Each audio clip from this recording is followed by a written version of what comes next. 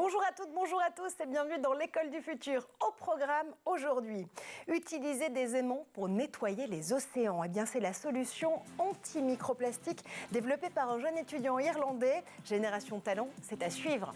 C'est un des talents de cette émission. Qu'est-ce que vous voulez que je vous dise? C'est Gaël Musquet. Gaël, tu as forcément une idée derrière la tech. Et aujourd'hui, avec toi, on va échapper, ou en tout cas tenter de le faire une fois de plus, au duopole Apple-Google. On prend littéralement la clé des champs avec un magasin d'applications Kuxa. Oui, tout à fait. Là, Kuxa, c'est une plateforme qui permet de télécharger des applications, non pas pour son téléphone, sa tablette ou sa télévision, mais pour sa voiture. On va voir comment l'Union européenne essaie de se séparer un peu de ce duopole. Et aujourd'hui, c'est jeudi, c'est le Club Actu dans l'école du futur. Première actualité qu'on va passer ensemble en revue, Chelsea Manning qui sort ses mémoires cette semaine. La lanceuse d'alerte américaine qui revient sur son parcours, de ses révélations sur les agissements de l'armée américaine en Irak et en Afghanistan jusqu'à son tour par la case prison. 12 ans après l'affaire Wikileaks, les lanceurs d'alerte sont-ils devenus les nouveaux héros de la démocratie tech? On en parlera. Et puis en deuxième partie, l'IA, nouvelle anti-sèche. C'est un peu des marronniers, évidemment, de l'éducation, la to-do list de la triche, sauf qu'elle se fait désormais high-tech. Des élèves ont recours régulièrement à la plateforme OpenAI pour remplir leur copie. Quand l'intelligence artificielle génère le devoir parfait, là aussi ce sera notre deuxième sujet du jour. Pour en débattre à nos côtés, Gaël Musquet, vous l'avez vu, et puis Erwan Kezar, cofondateur de contournement.io. Hello Erwan. Bonjour. On en parle de ces actus dans un instant, mais d'abord, focus. Et chaque année, ce sont 8 millions de tonnes de plastique qui finissent dans nos océans. Une pollution contre laquelle Fionn Ferreira a décidé de lutter. Le jeune Irlandais a développé un aimant pour attraper les résidus de ce plastique dans l'eau. Édouard Denoux nous en dit plus tout de suite. Il met son génie au service de l'écologie. Fionn Ferreira est un jeune étudiant irlandais. En 2018, à 17 ans, il a développé une technique qui permet de retirer des mers et des océans plus d'une dizaine de types de microplastiques. La technique qu'il a mise au point fonctionne avec des ferrofluides, c'est-à-dire une combinaison d'huile végétale et de poudre de magnétite et avec des aimants. Grâce à ce procédé, Fionn arrive à extraire tout le plastique de différents échantillons contaminés. Sur les 1000 essais qu'il a effectués, 87% ont été concluants. Son invention sert donc à extraire les microplastiques présents dans l'eau, c'est-à-dire toutes les particules de moins de 5 mm de diamètre. On les retrouve généralement dans les savons et les dentifrices ou encore les nettoyants. Ces microplastiques sont absorbés par les animaux aquatiques qui se nourrissent de plancton et cela impacte sérieusement la faune marine. Grâce à son projet, Fionn Ferreira a remporté le Google Science Fair en 2019, un concours réservé aux jeunes scientifiques de 13 à 18 ans. Il est allé récupérer son prix et la bourse d'études d'une valeur de 45 000 € promise au vainqueur au siège du géant américain en Californie. Grâce à cette reconnaissance, son projet est passé au stade du développement industriel afin de commencer le travail de dépollution. Aujourd'hui, le jeune Irlandais est étudiant à l'université de Groningen, aux Pays-Bas. Il est déjà détenteur d'une douzaine de prix scientifiques, parle couramment 3 langues et, honneur suprême, le laboratoire Lincoln du MIT a baptisé une planète naine, Fionn Ferreira, en 2018, après sa victoire à un autre concours scientifique. Mais tout de suite, on ouvre le Club Actu, on va regarder dans le rétroviseur de l'affaire Wikileaks. Et qu'est-ce qui a changé pour les lanceurs d'alerte en 12 ans? On en parle tout de suite. Et pour commenter l'actu tech aujourd'hui à nos côtés, Gaël Musquet, notre hacker éthique, hacker au grand cœur, et puis Erwan Kezar, cofondateur de contournement.io. Messieurs, cette semaine, Chelsea Manning sort ses mémoires. Chelsea Manning, elle fait partie du panthéon des héroïnes, des lanceuses d'alerte, notamment parce qu'elle était analyste de l'armée américaine en 2010, lorsqu'un scandale a éclaté. Ce scandale, c'est celui dévoilé par le site Wikileaks. Souvenez-vous, 2010, avec l'appui de médias du monde entier, du New York Times au Guardian en passant par Le Monde, un scoop d'une ampleur inédite est dévoilé. Près de 400 000 documents qui détaillent les révélations sur les agissements de l'armée américaine en Irak et en Afghanistan. Des télégrammes diplomatiques américains, mais aussi des vidéos qui montrent une bavure de l'armée américaine ou encore des informations issues de la prison de Guantanamo. Cette affaire, elle a beaucoup fait parler d'elle, notamment par l'ampleur, encore une fois, de ces révélations, l'étendue des documents reçus et examinés par le site Wikileaks et les journalistes des médias partenaires associés, et puis par la personnalité aussi du fondateur de Wikileaks, Julian Assange, journaliste et entrepreneur australien. Un journaliste et entrepreneur qui s'appuyait sur des sources secrètes, pas tant que ça en réalité, ces sources secrètes, parce que Chelsea Manning est alors Bradley Manning, analyste pour l'armée américaine, soldat stationné en Irak, chargé de rédiger des notes de renseignement basées sur les comptes rendus des soldats et les écoutes réalisées par l'armée. Eh bien, c'est elle qui sera immédiatement arrêtée et condamnée en 2013 à 35 ans de prison, puis libérée en 2017 après une réduction de peine. On vient de se rappeler le contexte, évidemment, de ces événements, de ces affaires, de ces révélations. Comment est-ce qu'on peut aujourd'hui parler du personnage de Chelsea Manning, Gaël ? On a, grâce à elle, puis un peu par le passé aussi, un précédent historique qui est lourd, tu l'as rappelé, sur l'ampleur à la fois des documents qui ont été publiés, la méthode des CD qui étaient exfiltrés pour pouvoir envoyer ces documents aux différentes rédactions. Donc ça, c'est la première partie.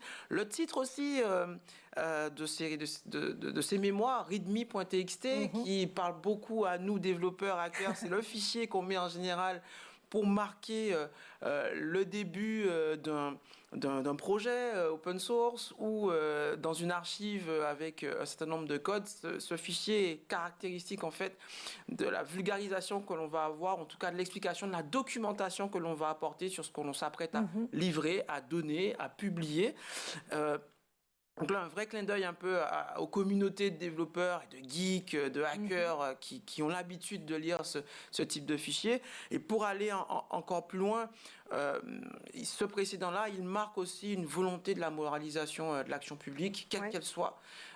Et on le voit, et d'autres scandales ont suivi sur la moralité, sur les violences sexistes, sexuelles. D'autres affaires ont suivi, portées par des réseaux sociaux. Donc on a à la fois un vrai précédent, un marqueur temporel sur la révélation un peu de ces histoires, mais aussi un virage dans la société sur la moralisation qui, pour moi, je trouve, on a parlé encore sur le plateau, sur la volonté d'avoir des actions éthiques.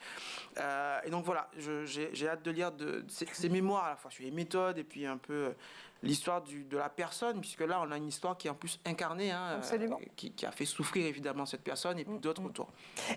Justement, Erwan, quand on écoute la façon dont Gaël parle du personnage de Chelsea Manning, on se dit aussi que 2010, c'est réellement le point de bascule. C'est le moment où on va voir de plus en plus cette figure de héros du quotidien, de lanceur et de lanceuse d'alerte qui va s'imposer dans l'opinion publique et dans le paysage médiatique. Le premier lanceur d'alerte, en l'occurrence, ou en tout cas, il voudrait le revendiquer de cette façon-là, c'est Julian Assange lui-même. Sauf qu'aujourd'hui, Julian Assange connaît des déboires, notamment judiciaires. On rappelle qu'il a été expulsé en 2019 de l'ambassade d'Équateur où il s'était réfugié pendant 7 ans, après justement l'explosion de ce scandale Wikileaks, qu'il est aujourd'hui détenu dans une prison de haute sécurité dans le nord de Londres, puisque depuis juin 2022, eh bien, il est en cours d'extradition vers les États-Unis où il risque 175 ans de prison. Si on voulait rebrosser le portrait de Julian Assange, ce serait qui exactement, Erwan ? Pour le coup, je ne suis pas forcément un grand expert du parcours de Julian Assange, mais je dirais en tout cas que c'est une personnalité qui a ouvert, j'ai envie de dire, une forme de voie qui derrière s'est démocratisée. Parce que quand on parle de lanceurs et de lanceuses d'alerte, on pense souvent justement à des gros dossiers comme l'écoute des présidents français, Guantanamo, des choses comme ça, mais il faut savoir qu'au quotidien, aujourd'hui, n'importe qui peut devenir lanceur ou lanceuse d'alerte et être protégé par la loi, il faut le savoir. Donc depuis 2010, il y a quand même beaucoup de choses qui ont évolué.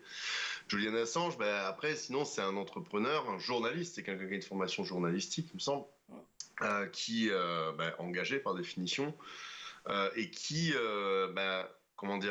s'est battu pour à la fois pouvoir rester en liberté, mais aussi mener son combat. C'est-à-dire qu'avant d'être en détention, il faut se rappeler qu'il a passé plusieurs années au sein de l'ambassade du Guatemala à Londres pour d'Équateur. pouvoir justement ne pas être extradé vers les États-Unis. Sachant que les États-Unis, pour le coup, j'allais dire, on avait gros sur la patate, on avait beaucoup de charges contre lui, en tout cas de charges de grief. Du coup, aujourd'hui, sur la figure de Julian Assange, je ne saurais pas dire. J'ai quand même l'impression qu'en termes de militance, c'est quelqu'un qui produit du contenu, qui donne des outils, qui doit se protéger un peu comme Edward Snowden ou autre, mais qui pour le coup a su rester, on va dire, inspirant, pédagogue dans son combat. Après, est-ce qu'il est tombé parce qu'il y a toujours aussi la question du leader charismatique dans ces histoires. C'est quelqu'un de charismatique, c'est quelqu'un qui, à mon avis, su inspirer beaucoup de gens, mais je trouve pour ma part que quand même il a su garder une forme de prosaïsme. Souvent, quand on parle de héros, souvent ça me fait peur parce que le héros, ça peut aussi aller avec tout un tas de dérives qui vont avec. Là, en l'occurrence, j'ai l'impression que c'est quelqu'un qui est resté assez, j'allais dire pédagogue, ou je sais pas comment dire, je trouve pas le mot, mais qui dans ses convictions a su continuer à faire évoluer le combat dans le bon sens, quoi. Enfin, ce combat-là, ces luttes-là, pour davantage de transparence, tout ça. Ce qui est sûr et certain, c'est que Julian Assange est un homme, en tout cas de conviction. Il était hébergé à l'ambassade d'Équateur et non pas du Guatemala. Voilà pour la précision, Erwan. En l'occurrence, Julian Assange, c'est aussi une figure relativement contestée aujourd'hui, Gaël, notamment parce que dans l'affaire Chelsea Manning, quelque part, il a un peu lâché sa première source, en l'occurrence. On a alors, pour moi, deux problématiques sur Assange. On a évidemment la plateforme en elle-même, Wikileaks, qui est du web et qui permet de publier des documents et d'assurer, je mets bien Terry, la sécurité des personnes qui publient et qui veulent mettre à disposition des documents. Et ça a permis à d'autres affaires, sur ce modèle-là, les Panama Papers, de voir le jour sur des scandales financiers et d'autres problématiques. Sur la personnalité d'Assange, on a effectivement, et il en a d'ailleurs payé le prix. Absolument. Sur son comportement vis-à-vis de victimes, qui pour la peine, il faut le rappeler, c'est parce qu'il a été justement poursuivi sur des violences sexuelles et sexistes en Suède, qu'il a été incarcéré à la base et qui a justifié ensuite une potentielle extradition vers les États-Unis. Là-dessus, évidemment, personnage extrêmement controversé par rapport à son attitude, extrêmement controversé aussi par rapport à sa source et à des potentielles aussi personnes dont il aurait publié l'identité et donc controversé, en tout cas compromis la sécurité. Là, on parle vraiment de sécurité, d'intégrité physique des personnes. Compte tenu de la gravité de ce qui avait été annoncé. On parle de mort sur ce qu'a révélé Chelsea Manning. On n'est pas sur du scandale purement financier, on est vraiment là sur des exactions, on est sur des actions... et potentiellement des morts de civils. De civils, exactement, de victimes innocentes, de personnes en Afghanistan. Innocentes, voilà, on parle de morts et de personnes innocentes, de civils innocents, où là, effectivement, on revient sur les mécanismes de protection des lanceurs d'alerte, où on souhaite, en tout cas les sociétés modernes, démocratiques, souhaitent moraliser. Et là, bien sûr, bienvenue à ces plateformes, bienvenue à ce travail journalistique qui est réalisé. Et d'ailleurs, à la fois le personnage controversé, il ne faut pas que ce soit porté uniquement par un personnage.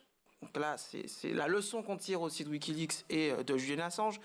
Pour éviter justement cette cristallisation, cette polarisation et que malheureusement les causes soient desservies par un personnage, les rédactions se sont organisées pour que ces plateformes soient partagées et qu'on puisse asseoir en fait le risque sur plusieurs rédactions et atténuer évidemment la charge à la fois pour les lanceurs d'alerte mais aussi pour les plateformes qui révèlent ces affaires. Absolument, éviter ces dérives parfois un peu charismatiques, parfois un peu gourous, on va employer le mot, de certains fondateurs ou fondatrices de ces plateformes de lanceurs d'alerte.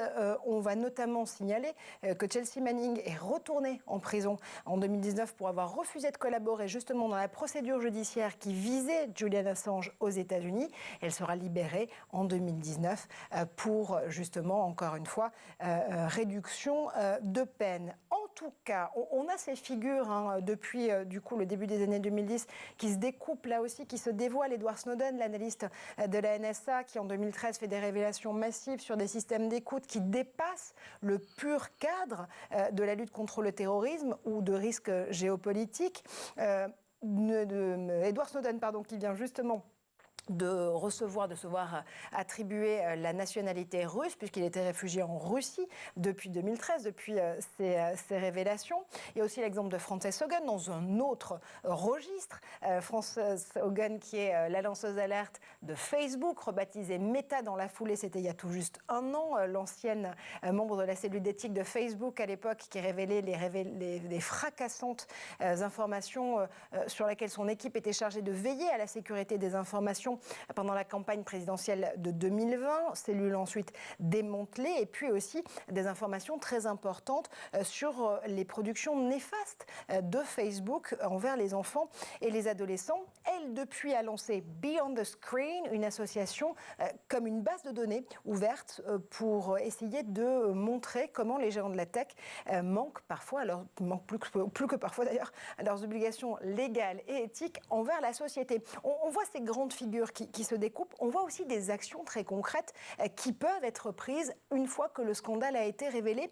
C'est surtout ça aujourd'hui qu'on peut mettre en avant et au crédit, quel que soit le charisme de ces nouveaux héros, de ces nouvelles héroïnes, c'est le fait d'avoir enfin des actions concrètes qui peuvent être mises en place. Oui, complètement. Des fondations, des associations, des mouvements en fait qui vont être financés, qui vont accompagner, qui vont distribuer en fait l'action. Puisqu'en seul, c'est un peu compliqué, même si on a un rôle de leadership.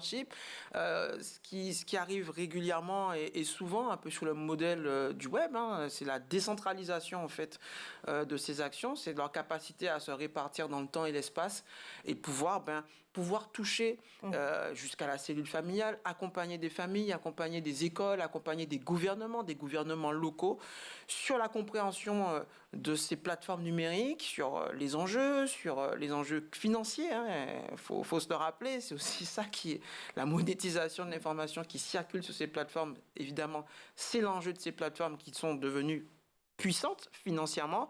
Et donc, il faut en face aussi des outils financièrement et aussi politiquement et en termes de messages puissants pour pouvoir contrer, ou en tout cas accompagner et guider en fait l'action publique. L'Europe n'est pas en reste. On a vu naître aussi des règlements sur le respect de la vie privée, sur le financement aussi de ces plateformes, le financement de certaines plateformes bancaires, sur le respect d'un certain nombre d'orthodoxies, une certaine orthodoxie sur les engagements financiers, sur le fait qu'on doit rendre des comptes à ses clients, à ces personnes qui sont sur ces plateformes. Et on doit mettre au crédit en fait de ces différentes affaires, ces sujets. Et on voit aussi de l'autre côté, on l'a vu avec la présidence de Donald Trump, on le voit en ce moment sur la guerre en Ukraine.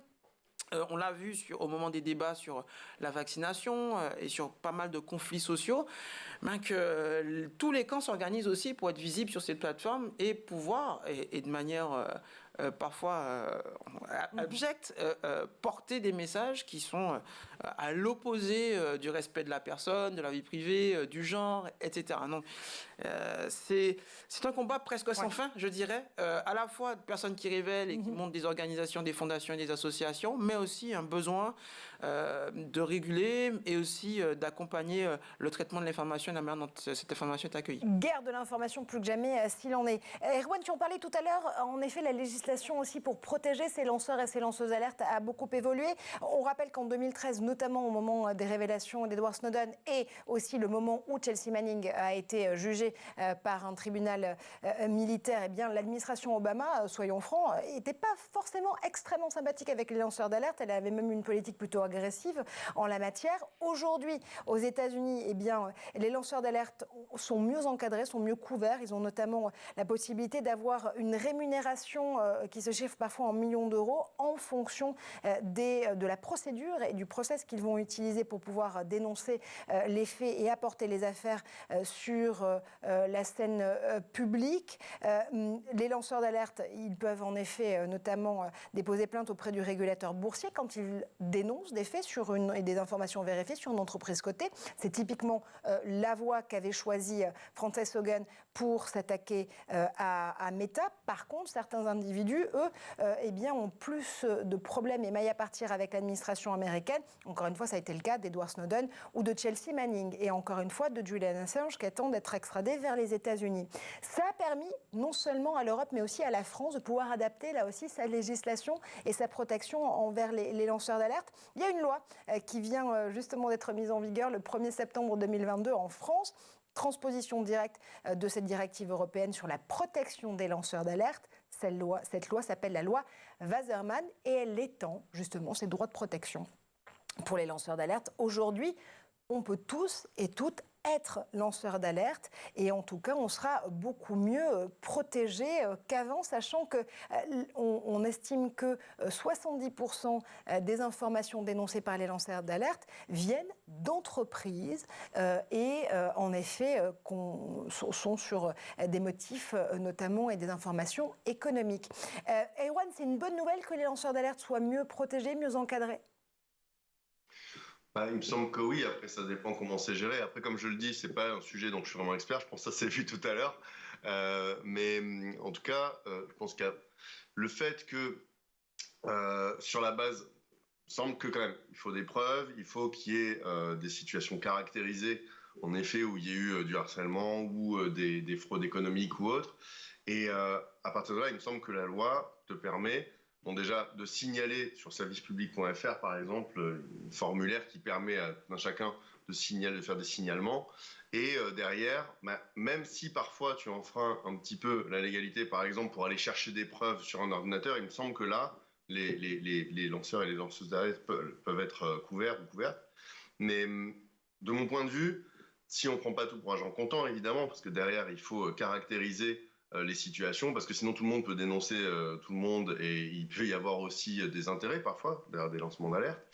Ça me paraît être quelque chose de bénéfique du moment que le cadre est bien précisé, notamment aux personnes qui veulent lancer une alerte, que tout le monde ne se lance pas dans des situations qui mettent en risque ou alors qui ne soient pas légitimement à signaler. Et derrière, j'imagine qu'au niveau juridique, les procédures sont adaptées justement pour que ces signalements soient pris en charge et, on va dire, traités il faut quoi. Oui, absolument, tu as raison. Il ne faut pas non plus que ça devienne une vendetta de l'information. Gaël, dernière question avec toi sur ce sujet. Les hackers eux-mêmes peuvent être des lanceurs d'alerte? Oui, ça arrive et parfois pas forcément de la bonne manière. Confère l'affaire récente de Reflet et d'Altis. On a des données qui sont sorties là pour le coup de manière illégale d'un groupe français. Ces informations sont reprises par un journal en ligne, Reflet. Le groupe en question porte plainte contre le journal pour avoir révélé des informations. Ça a été jugé, évidemment, le journal a été conforté dans sa volonté d'information et pas de nuire. Et c'est bien là où il faut être évidemment sérieux, ou en tout cas avoir un modus operandi et une manière de procéder qui fasse évidemment preuve d'information et de défense de l'intérêt général et pas évidemment de nuire à la personne ou à l'entité sur laquelle on révèle ces choses. Et si je dois aller encore plus loin sur ces lanceurs d'alerte, est-ce que Chelsea Manning et Edward Snowden ont permis de faire avancer comme débat, c'est la notion de souveraineté où l'Europe, la France, l'Allemagne se sont rendus compte qu'un certain nombre d'infrastructures étaient sous écoute, nos câbles sous-marins, nos fibres optiques. Et là, ça a fait aussi évoluer la législation sur la volonté de ces États, l'Europe, la France, d'être souverains et de ne pas dépendre de technologies d'alliés qui peuvent se comporter aussi comme des puissances espionnes. Et donc, on peut mettre au crédit de ces plateformes et au crédit de ces lanceurs d'alerte, mais une évolution aussi de nos sociétés est de vouloir se protéger, pas évidemment de se replier sur elles-mêmes, mais de se protéger aussi de personnes que l'on pense être alliées. Lanceurs d'alerte, les nouveaux héros ou les nouvelles héroïnes d'ailleurs. Voilà en tout cas ce qu'on pouvait dire de cette actualité-là. Pour aller plus loin, vous le savez, dans le Club Actu, on vous donne des sources en plus. Eh bien, on vous renvoie justement à la traduction des mémoires de Chelsea Manning en français. Elles viennent tout juste de paraître ce mercredi aux éditions Fayard. Readme.tv. TXT. Et comme le rappelait Gaël, c'est vraiment la première règle en matière justement d'informatique, lire ce fameux fichier. Dans un instant, on va ouvrir la boîte à outils de la triche avec l'intelligence artificielle. Pas forcément recommandé à tout le monde, mais d'abord, on fait un tour du côté de la planète tech. C'est le Zap d'Edouard Degnaud.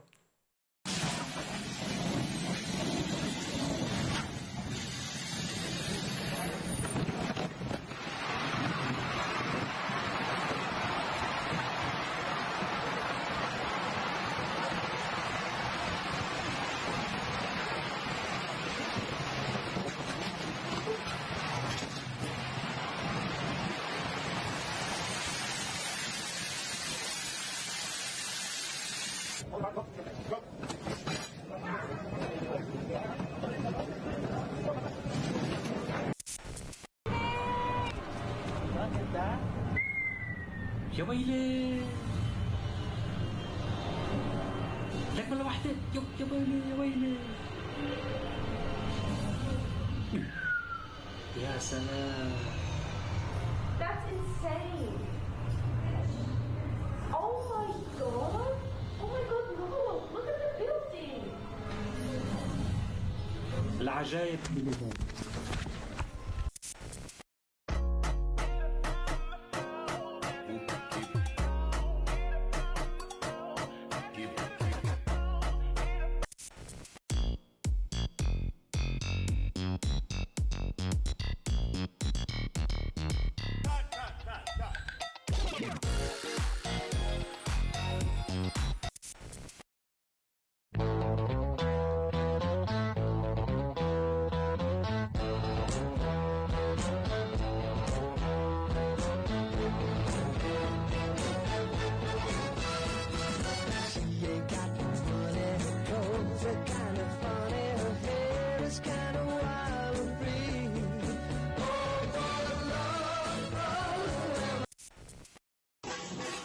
This club down.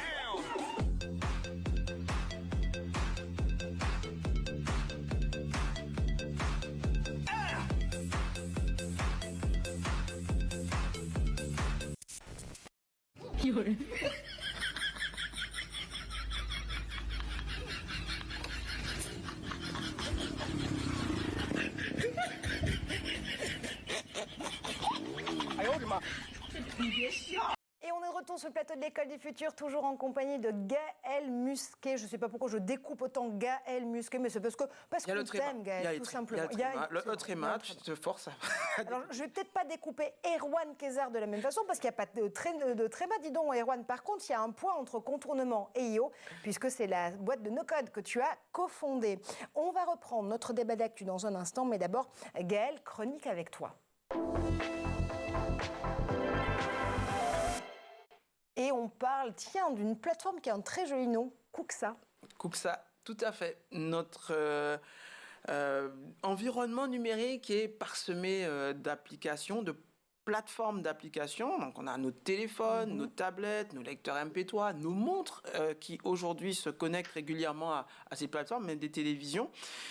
Et évidemment, les constructeurs automobiles se sont dit ce serait bien qu'on ait nous aussi nos plateformes. On se souvient du lancement de l'App Store en 2007, celui de Google pas très longtemps après. Donc, on a vu naître Google Play pour Android, Amazon App Store, Huawei App Gallery, Windows Store, Galaxy Store pour Samsung, bref. On a une jungle de magasins, d'applications. Évidemment, dans cette jungle-là, les constructeurs automobiles, ce qu'ils ont tenté de faire, c'est de créer eux aussi leur propre application, mais leur propre plateforme, mais par constructeur. On s'imagine l'imbroglio dans lequel se retrouve l'utilisateur final à se connecter à toutes ces plateformes. Et évidemment, comme toutes ces plateformes, les constructeurs ont voulu garder captifs leurs clients de cet univers qui dépendent évidemment d'eux et évidemment beaucoup moins de l'App Store,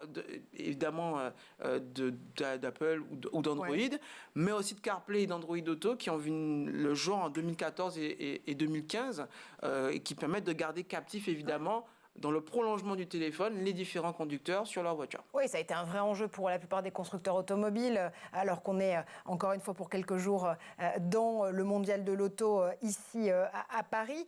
Ça a été un vrai enjeu en se disant, OK, est-ce qu'il faut que je garde la maîtrise de l'operating system que je fais entrer dans la voiture ou est-ce que je le délègue à Google ou à Apple? Il y a une troisième voie, figurez-vous, elle est européenne, monsieur. Tout à fait. L'Union européenne a voulu se mobiliser sur ces questions pour stimuler l'innovation dans un cadre et un projet, une initiative qui s'appelle ITEA3 pour Information Technology for European Advancement. C'est un cluster qui dépend, qui s'appelle Eureka, cluster global, qui est une initiative européenne intergouvernementale, donc les États travaillent entre eux sur ces questions-là. Il est destiné à renforcer la compétitivité, l'industrie européenne.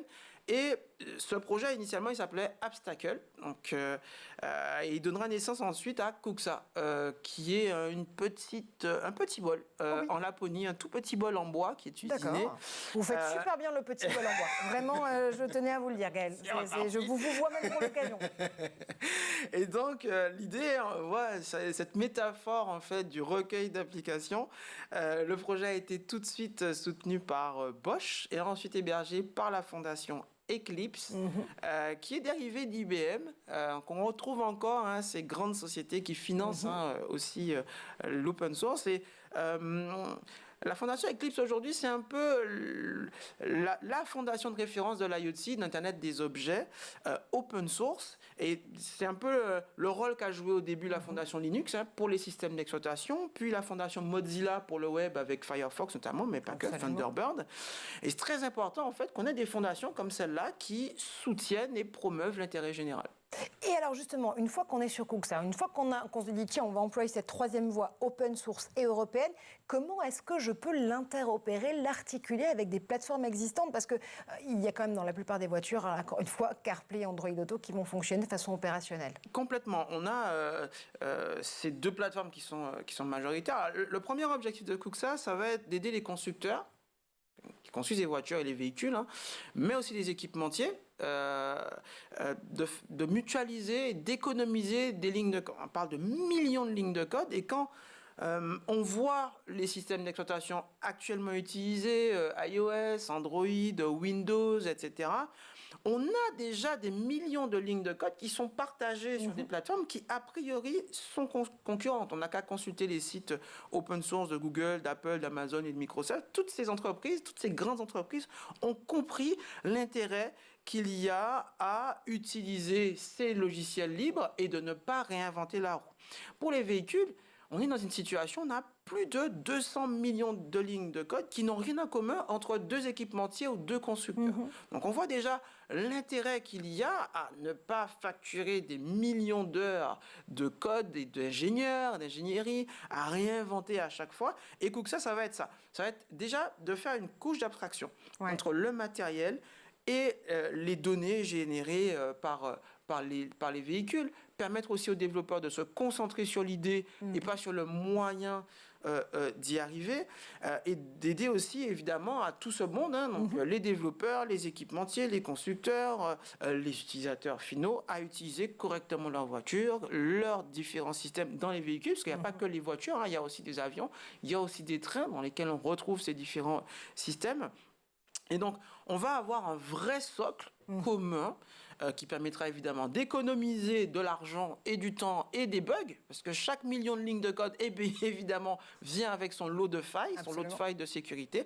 Et on concourt ainsi, en mutualisant tout ça, à éviter d'avoir des plateformes disparates et évidemment à la souveraineté et à la sécurité de différentes plateformes. Oh, le beau terrain de jeu pour les hackers, dis donc. Pour les hackers, justement, éthiques, qui veulent essayer d'aller tirer parti de ces failles pour encore mieux renforcer la sécurité de nos véhicules. Erwan, quand tu entends ces chiffres, 200 millions de lignes de code dans une voiture aujourd'hui, tu te dis qu'il y a peut-être de la place aussi pour le no-code, tiens? Alors aujourd'hui, non, je pense pas. Pour rappeler en deux mots ce que c'est qu'un outil no-code, ce sont des outils qui, depuis récemment, permettent à des personnes non techniques, c'est-à-dire des gens qui ne savent pas coder, qui ne savent pas écrire de code informatique, ce sont des outils qui permettent à ces personnes non techniques de créer des sites web, des applis, des automatisations, des outils internes sans écrire de code. Donc, ça peut permettre à une petite association, à une PME, à quelqu'un qui n'est pas technique dans une grande entreprise, de créer lui-même ou elle-même des choses informatiques, on va dire des projets informatiques. Et notamment site web, appli et tout. Aujourd'hui, on peut faire plein de choses. On peut créer des applis, on peut créer le Airbnb du gardiennage de chatons, par exemple. On peut automatiser des processus de comptabilité, mais pour l'instant, venir faire du no-code dans les véhicules, dans les objets connectés... Enfin, les objets connectés, on commence à pouvoir faire des choses de plus en plus visuelles. Mais non, dans des voitures, on n'y est pas encore. Par contre, par rapport au sujet de l'open source, il y a encore assez peu d'outils no-code qui sont open source, faut le savoir. Donc ça, c'est quelque chose qu'on attend avec impatience dans la communauté. Mais bon, aujourd'hui, c'est quand même des outils qui ont un modèle économique, on va dire, sain, c'est-à-dire qu'ils ne vendent pas vos données, ils vous font une version gratuite ou une version payante à 10 euros, puis 20 euros, 30 euros, qui est, voilà, ils vous vendent un service, il faut savoir ça, quoi. Parce que souvent aussi, voilà, la question du modèle économique rentre en compte quand on parle de ces outils-là. Et pour tout savoir du no-code, il y aura juste un ouvrage à lire, c'est le tien qui sort au début du mois de novembre. Si je ne dis pas de bêtises, tu nous redonneras le nom de l'éditeur à la fin de cette émission. Parce qu'on a une deuxième partie d'actu, messieurs, à passer en revue ensemble, de la triche high-tech pour obtenir la note parfaite. C'est la deuxième partie du club. Et pour parler d'intelligence artificielle qui apparaît comme la nouvelle anti-sèche, on est toujours en compagnie d'Erwan Kayser pour Contournement.io, toujours en compagnie évidemment de Gaël Musquet ici en plateau. Alors l'IA est-elle cette nouvelle arme de la triche? En tout cas, c'est ce qu'avouent tranquillement, hein, vraiment sans aucune vergogne, plusieurs élèves sur le site de discussion Reddit. Oui, ils ont eu recours à la plateforme d'intelligence artificielle OpenAI pour faire leur devoir, de la triche high-tech pour obtenir la note parfaite et qui soulève bien des questions. D'abord, messieurs, explication de texte. Playground d'OpenAI, c'est quoi exactement? C'est le système générateur d'intelligence artificielle par lequel ces élèves sont passés pour pouvoir générer des devoirs. Tout à fait. Alors, ce qu'il faut se rappeler, c'est que l'intelligence artificielle s'appuie déjà sur de l'intelligence réelle pour pouvoir se nourrir et pouvoir comprendre les questions qu'on va lui poser et donc faire des réponses ou même générer ses devoirs.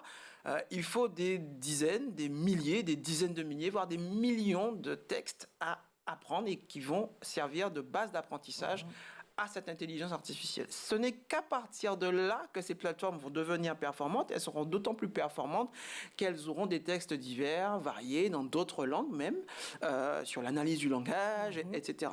Donc, on part déjà d'une intelligence qui est réelle, hein, qui représente des dizaines d'années, des années de travail déjà pour des vrais êtres humains qui ont vraiment travaillé là, pour le coup, pour créer ces devoirs, créer les réponses, les corpus et les syllabus, donc vraiment le corps qui va permettre de nourrir cette intelligence artificielle.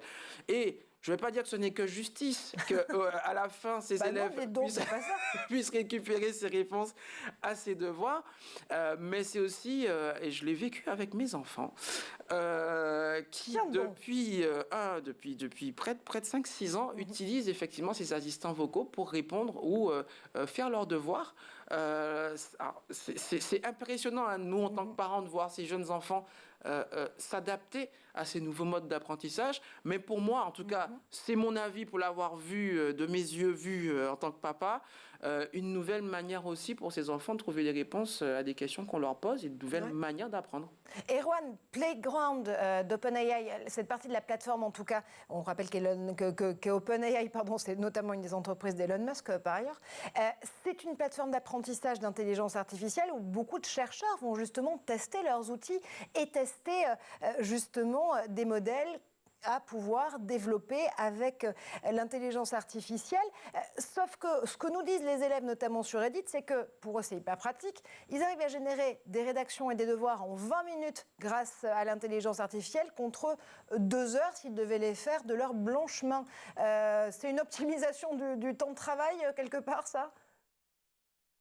On peut le voir comme ça, mais là, on peut aussi le voir comme un excès de délégation de l'intelligence humaine, j'ai envie de dire. C'est-à-dire que, avant de venir, j'avais jamais essayé Playground OpenAI. J'ai essayé, j'ai posé des questions, et c'est assez hallucinant, en effet. Par exemple, fais-moi un quiz de 5 questions sur l'Empire mongol. Et ça m'a sorti 5 questions hyper carrées. Enfin, si j'étais prof, ça m'aurait vraiment servi pour faire des questions pertinentes. Enfin, ce que je veux dire, c'est que, j'ai envie de dire, c'est comme souvent... dans le domaine des technologies, ça peut faciliter la tâche, ça peut optimiser le temps, comme vous venez de le dire, mais ça peut aussi parfois déposséder de certaines compétences fondamentales, enfin, de mon point de vue. Par exemple, en effet, OpenAI, ça peut permettre d'apprendre plus de choses, d'apprendre plus vite. Parfois, de faire faire à la machine des choses qui prennent du temps, qui ne sont pas forcément à très forte valeur ajoutée éducativement parlant.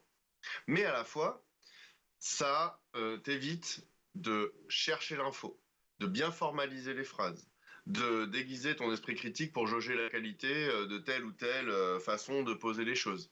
Ça t'évite, au-delà de chercher l'info, de trier tes sources. C'est-à-dire que je pense il doit certainement y avoir des cas d'usage où ça a vraiment une valeur pédagogique intéressante. Je disais quelque chose sur le fait que, par exemple, pour des personnes qui ont du mal à bien formuler des phrases, mais qui ont besoin d'avancer sur un sujet, mais ça peut être une forme de, comment dire, d'adjuvant qui fluidifie l'apprentissage et qui fait que le niveau de difficulté est le bon.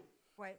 Si c'est utilisé dans ce sens-là, allons-y carrément. Par contre, si ça fait tout à ta place, bah là, pour le coup, là, le 100% de triche, là, je trouve ça brillant de la part de ces jeunes d'avoir pensé à ça. Par contre, de persévérer dans ce sens-là, je pense pas que ce soit forcément une bonne chose. Il y a vraiment des compétences, au-delà de juste savoir et savoir-faire, à l'époque d'Internet, à l'époque de l'information multipolaire qui vient de partout, il faut savoir aussi chercher, analyser, trier et formaliser une pensée, quoi. Et tu as absolument raison de le rappeler, d'autant plus que OpenAI elle-même, la société, justement met en garde les élèves contre lesquels, justement, OpenAI deviendrait une solution pour pouvoir tricher. Ils le disent très clairement. D'abord, si vous utilisez Playground, la partie de notre plateforme qui permet de générer automatiquement des réponses, eh bien, il y a de véritables problématiques qui vont se poser. C'est celle que tu donnais notamment, Erwan. Vous n'allez pas apprendre la matière aussi facilement que vous le pourriez si vous l'appreniez par vos propres moyens. Il y a des problèmes aussi en cours de route parce que d'abord, certaines matières pour les examens ou les applications du monde réel ne sont pas forcément travaillées par ailleurs par OpenAI. Ça fait de la tricherie pure et dure qui peut être sanctionnée par des écoles, par des universités, mais aussi ça relève des problèmes moraux, des problèmes sociaux liés à l'utilisation de l'intelligence artificielle, Gaël. On part juste d'une question de triche ou de facilitation de son temps, en l'occurrence de devoir, et on arrive très rapidement à quelque chose d'extrêmement dangereux et concret pour l'avenir du monde. Alors, je vais peut-être nuancer ce propos-là sur deux choses. J'ai eu ce débat-là il y a près de 20 ans sur les outils de traduction comme Babelfish ou Google Traduction avec ma prof d'anglais. Sur les thèmes et les versions que je devais faire en anglais, où je confiais à une machine le soin de faire mon devoir d'anglais à ma place. Ce que ma prof d'anglais à ce moment-là a fait, c'est qu'elle a adapté son mode d'évaluation aussi. C'est-à-dire qu'elle nous confiait moins, du coup, à cause de ces plateformes, ou grâce à ces plateformes, ces thèmes et ces versions à la maison, mais sur table, avec un dictionnaire qu'elle nous mettait à disposition, ou des plateformes ou des outils qu'elle nous mettait à disposition pour nous forcer à utiliser d'autres sources pour pouvoir faire nos devoirs. Et c'est là où, en fait, le monde de l'éducation va devoir s'adapter. On ne va pas empêcher ces enfants, à ces jeunes de faire ça. En revanche, ce que l'on peut faire, et Erwan l'a très bien expliqué, c'est adapter les modes de médiation pour acculturer ces jeunes à ces plateformes, leur expliquer comment chercher, multiplier les sources, trier et hiérarchiser, bien évidemment, l'information. Et ça demande du temps de présence, là, pour le coup, en salle, en tant qu'être humain, pour échanger, et c'est ce que faisait ma prof d'anglais par la suite, sur des heures de colle entre midi et 2, elle passait du temps à trouver des sujets qui nous motivaient, qui nous stimulaient, qui étaient dans le domaine de la musique, dans le domaine de la technologie, de l'actualité, du sport, etc., pour pouvoir vraiment adapter son enseignement à nos passions, à nos besoins, mais ça demande de passer du temps avec des vrais êtres humains et moins avec des intelligences artificielles. Avec une intelligence bel et bien humaine. Erwan, tu es d'accord avec l'adaptabilité de la prof d'anglais de Gaël ? Complètement d'accord, et j'irai même plus loin. J'ai envie de dire que le fait de pouvoir... en fait, c'est la différence entre utiliser Google Maps, c'est super Google Maps pour s'orienter, mais à la fois aller faire des randonnées et parfois ne pas l'utiliser pour pouvoir savoir se débrouiller sans Google Maps et développer son sens de l'orientation. J'ai envie de dire que parfois on est limite dans le même dilemme. Je pense que quand on utilise ces outils-là, il faut les utiliser à fond, mais donner un esprit critique à des jeunes publics sur comment ça fonctionne. À l'époque, j'étais cofondateur d'une école de code solidaire qui s'appelle Simplon.co. Il y avait vraiment cette dimension où on vous apprend à coder pour que vous ne soyez pas seulement utilisateur du numérique, mais aussi acteur, que vous ouvriez le capot et que vous sachiez un peu comment ça se passe, et aussi pour éduquer votre esprit critique sur cette infrastructure que vous utilisez au quotidien sans vous rendre compte de ce qu'il y a, sauf que... Voilà, parce que si on utilise un téléphone sans comprendre ce qu'il y a dedans, forcément, on est plus manipulable. Donc, quitte à faire du numérique, autant le comprendre à fond, comprendre les outils qu'on utilise, avoir du recul, de la réflexivité là-dessus. Deuxièmement, éventuellement pratiquer un peu, voir comment utiliser ça. Franchement, n'importe qui, là, que vous soyez prof, élève, allez sur, vous tapez Playground OpenAI, vous avez juste à vous créer un compte et vous pouvez commencer à poser des questions, voir plein d'exemples, au moins pour comprendre les enjeux de ce truc-là. Parce que si on ne comprend pas, c'est ces choses-là qui vont nous comprendre de plus en plus. Voilà. Et par ailleurs, deuxièmement, le temps qu'on économise à certains égards, utilisons-le autrement. Par exemple, c'est bête, mais nous, ce qu'on dit souvent, en no-code, on peut automatiser plein de tâches. Qu'est-ce qu'on en fait du temps derrière qu'on gagne? Est-ce qu'on travaille sur des choses à plus forte valeur ajoutée? Est-ce qu'on travaille moins? Est-ce qu'on va faire des choses plus expérimentales? Est-ce qu'on va voir sa famille? Est-ce qu'on va voir ses potes? Je pense que là, cette question se pose. Moi, de mon point de vue, ça fait longtemps que j'ai cette vision, c'est... quitte à utiliser vraiment le numérique à fond, un peu comme je viens de l'expliquer, autant refaire des activités ultra déconnectées, refaire des activités, même acquérir des compétences plus artisanales, qui font plus appel au corps, au sens, au manuel. Je pense que vraiment, il y a un enjeu là-dedans. Parce que si on n'arrive pas à autant à reprendre justement une espèce de prise sur le monde réel, concret, matériel, en parallèle, la fracture entre certaines personnes qui auront été vraiment à fond dans l'utilisation d'outils facilitants et la réalité, cette fracture risque d'être dangereuse, voire entre les gens et les gens. Parce qu'entre des gens qui utilisent beaucoup ces outils et des gens qui ne les utilisent pas du tout, voilà, il y a un réel enjeu, j'allais dire anthropologique, on dirait sociologique, là-dessus, à mon avis. Allez, je vous laisse mettre les mains dans le cambouis, messieurs d'OpenAI et de Playground en l'occurrence. Je rappelle juste quand même, au passage, comme ça, que tricher à ses examens, c'est passible de 5 ans d'interdiction de se présenter à nouveau à un examen. Donc, pour ceux qui voudraient quand même tenter de le faire et d'utiliser OpenAI en plein devoir, évitez quand même, ça peut vous soulager et ça peut vous éviter justement de gros soucis à l'avenir. Merci en tout cas évidemment Erwan d'avoir été avec nous dans cette émission. Merci à Gaël. Comme toujours, on se retrouve jeudi prochain ou très bientôt en tout cas pour un autre Club Actu et dès demain pour un nouvel épisode de l'École du Futur.